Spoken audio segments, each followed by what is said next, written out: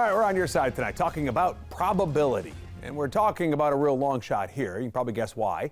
Yesterday, we reported that someone in California was lucky enough to win that record Powerball jackpot, the total $2.04 billion.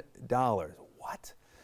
If the winner chooses the immediate lump sum payout, they'll receive $997.6 million. The jackpot ticket was sold at a store in Altadena. That's an unincorporated community in the foothills northeast of Los Angeles. Don't know who the winner is yet. That's the store where it was bought. They got $1 million out of the deal, by the way. All of this week's talk, though, had us wondering about the odds, right, of actually winning the lottery. And Alex Giles joins us with tonight's good question. It's fun to talk about. It is, isn't it? To dream for a minute, right? It's fun to dream. It is interesting to talk about the odds, too. We've got a chance to talk to a professor from Davidson, so right here in our area, and found it very, very interesting. 1 in 292 million. So not great. Not great at all. Don't quit your job. The analogy he used was flip a coin 28 times. If you get 28 straight heads, that's your odds of winning the lottery. So you're saying there's a chance? Exactly. There is a chance. It's just a very, very slim chance. Yeah, right. One of the things I talked to him about, though, that I find so interesting is already Powerball, if you play it now, it's still life-changing money for most people across the country. But you really hear about, the headlines, and it makes it into the news when you get to those record jackpot amounts up into like the billions.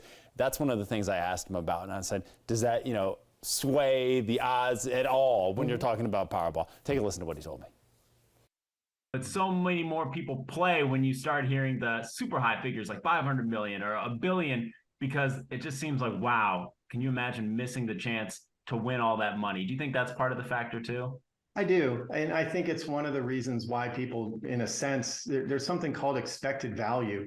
And when it gets really big, even though the odds aren't good, it's called the expected value of what you could win goes up. And I think that even if you don't know the math of that, I think we have this internal sense of that.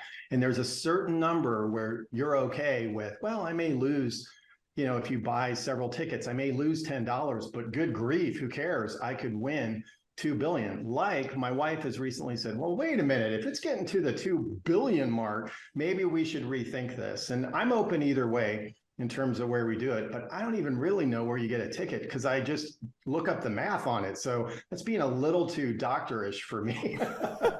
He's laughing about it. It's He's funny, a college right? professor, right? Yeah, that's awesome. So as the jackpot grows, more people are playing. Does that do anything relative to the odds? No, and that's the crazy part, right? Even if there aren't that many people playing, you still have to match all those numbers. Yeah. And that's where the odds come in. So it's very, very hard. And a lot of times it gets split the more people that play. And this time it didn't. Exactly. The one guy. Okay, here's the question, though, I always do, because I sit there those few times I play.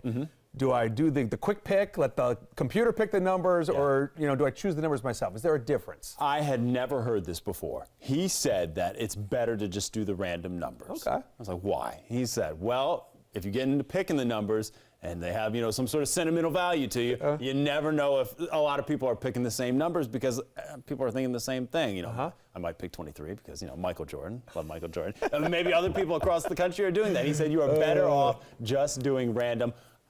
Better odds that you'll end up splitting with somebody if you're picking those sentimental numbers. I'll be curious to see with this winner if we find out, which one he did. Was it just the random thing? I want the story. I want to hear it. Or whether birthday's involved or something. Exactly. Fascinating stuff, and people can see more of this conversation, right? Yeah, you can listen to the whole conversation on Spotify and Apple Podcasts. Obviously, this is a lighthearted topic. It's easy to listen to. Yep, go enjoy. Part of the Good Question podcast. Remember, those new episodes drop every Wednesday morning. Yep. You can also scan the QR code, by the way, and that'll get you right to it as well. Alex, appreciate it. Yes, sir. As always, good stuff. And thanks to Queen City Podcast Network for their help in producing it.